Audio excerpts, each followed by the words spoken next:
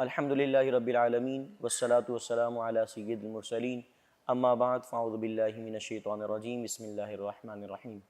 محترم ناظرین اور سامعین، السلام علیکم ورحمۃ اللہ وبرکاتہ۔ آج ہمارا جو مین ٹاپک ہے وہ یہ ہے کہ حج کے شرائط کیا ہیں، یعنی حج کس پر فرض ہوتا ہے، اس کی 8 شرائط ہیں، وہ بیان کی جائیں گی۔ بلا وقت ضائع کیے میں آپ کے ساتھ آگے ان تمام شرائط کو شیئر کرتا ہوں۔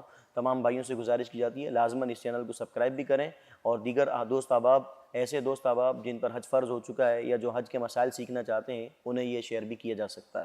مفتی امجد علی اعظمی رحمۃ اللہ تعالی علیہ فرماتے ہیں،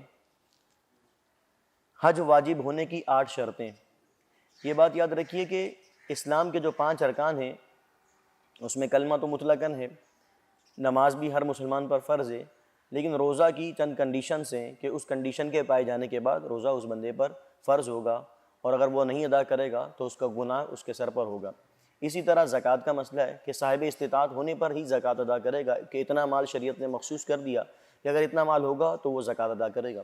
اسی طرح حج کے بھی چند شرائط ہیں۔ ایسا نہیں ہے کہ حج جو ہے وہ ہر مسلمان پر فرض کر دیا گیا ہے، چاہے وہ استطاعت رکھے یا نہ رکھے، چاہے طاقت ہو یا نہ ہو، ایسا نہیں ہے، بلکہ حج کے فرض ہونے کی، یعنی کس بندے پر حج فرض ہے، اس کا شریعت نے ایک جو ہے وہ رول بیان کیا ہے، وہ آپ کے سامنے بیان کیا جائے گا۔ مفتی امجد علی اعظمی رحمۃ اللہ تعالی علیہ فرماتے ہیں کہ حج کی 8 شرائط ہیں۔ پہلی ہے اسلام، یعنی مسلمان ہونا ضروری ہے۔ آپ جانتے ہیں کہ مسلمان پر ہی شریعت کے تمام احکام لاگو ہوتے ہیں، کافرین یا کفار اس کے مکلف نہیں ہوتے۔ یہاں پر ایک اہم ترین مسئلہ سماعت کیجئے کہ اسلام لانے سے پیشتر صاحب استطاعت تھا، پھر فقیر ہو گیا اور اسلام لایا تو زمانہ کفر کی استطاعت کی بنا پر اسلام لانے کے بعد حج فرض نہ ہوگا۔ یعنی پہلے بندہ کوئی طاقت رکھتا تھا، اس کے پاس مال تھا، قوت تھی، لیکن وہ مسلمان نہیں تھا، لیکن جیسے ہی اسلام لانے سے پہلے ہی اس کے پاس سے مال ختم ہو گیا اور وہ غریبی کی حالت میں مسلمان ہوا، تو اب اس پر حج فرض نہیں ہے، کیونکہ اس کے پاس جو مال تھا، چونکہ مال کی وجہ سے ہی حج فرض ہوتا ہے، اب وہ مال اس کے پاس نہ رہا تو لہٰذا حج بھی اس پر فرض نہیں ہوا۔ اسی طرح نمبر 2 ہے دارالحرب۔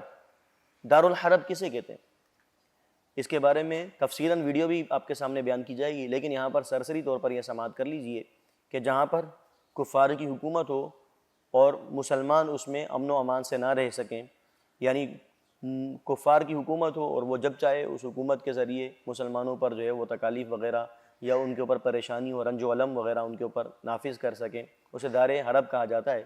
اور دار اسلام اس کے مقابلے میں آتا ہے، یعنی وہ جس پر اسلامی حکومت ہو، اسلامی حکمران ہو اور وہ مسلمانوں کی گاہے بگاہے دینی اور شرعی رہنمائی کرتے رہیں، اسے دار اسلام کہا جاتا ہے۔ یہ ایک موضوع سے ہٹ کر بات تھی، چونکہ یہ اس کے اندر آئی تھی، شرائط کے اندر تھی، آپ کے سامنے بیان کر دی گئی۔ تیسری شرط ہے، یعنی جس پر حج فرض ہوگا، ایسا نہیں کہ ہر بچے پر بھی حج فرض ہوگا، عاقل ہونا شرط ہے۔ مجنون وغیرہ یا ایسا نابالغ بچہ جس سے عقل ہی کامل نہیں ہے جس کی، اس پر حج فرض نہیں ہے۔ یعنی سمجھ گئے، اسلام کا ہونا، دار حرب کے علاوہ ہونا، یعنی اگر وہ دار اسلام میں ہے تو پھر اس پر حج فرض ہوگا۔ پھر اس کے بعد جو ہے وہ تیسری شرط یہاں پر بیان کی ہے کہ عاقل ہو، مجنون اور پاگل نہ ہو، اور چوتھی شرط بیان کی بالغ ہو۔ اب یہ بالغ کیا ہوتا ہے، اس کے بارے میں تھوڑی سی بس ایک میں آپ کو ہنٹ دے دیتا ہوں، تھوڑا سا بتا دیتا ہوں کہ شریعت محمدیہ صلی اللہ علیہ وسلم میں علماء اکرام نے جس کو بالغ لکھا ہے، لڑکی کے لیے 10 سے 12 سال فی زمانہ عمر لکھی، اور اسی کے ساتھ ساتھ لڑکے کے لیے 13 سے 14 سال عمر بالغی کے لکھی ہے۔ تو یعنی حج کی چوتھی شرط یہ ہے کہ بالغ ہونا، یعنی اگر بالغ ہوگا تو ہی حج فرض ہوگا، نابالغ پر حج فرض نہیں ہے۔ اسی طرح 5ویں شرط حج کے فرض ہونے کی لکھی آزاد ہونا، کہ غلام ہو یا باندی ہو یا اس کے اوپر آقا مسلط ہو، تو ایسے شخص پر بھی حج فرض نہیں ہے۔ اسی طرح 6ٹھی شرط تندرست ہو۔ اب مال بھی ہے، اسباب بھی ہیں، بالغ بھی ہے، عاقل بھی ہے، مسلمان بھی ہے، لیکن اس کے پاس تندرستی نہیں ہے، تو ایسے شخص پر بھی حج فرض نہیں رہتا۔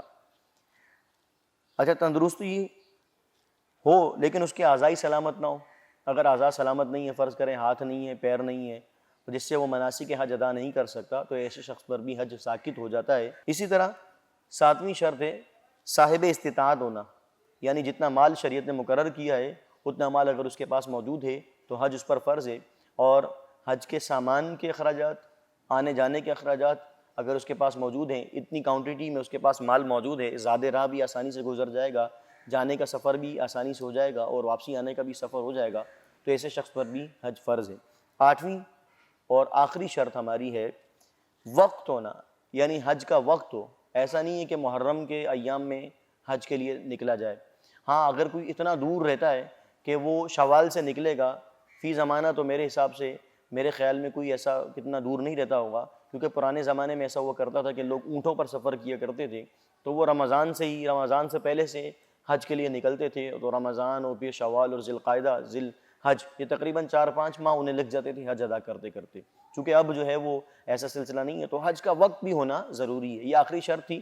امید کرتا ہوں آپ تمام باپ کو سمجھ آئی ہوگی۔ مالک لم یزل ہم سبھی کو حج بیت اللہ کی سعادت نصیب فرمائے، اور مکۃ المکرمہ زادہ اللہ شرفا و تعظیمہ، اور مدینۃ المنورہ زادہ اللہ شرفا و تعظیمہ کی میٹھی میٹھی باادب حاضری نصیب فرمائے۔ اللہ تعالی ہم سبھی کا حامی و ناصر ہو۔ تب تک کے لیے اللہ حافظ۔ السلام علیکم ورحمۃ اللہ وبرکاتہ۔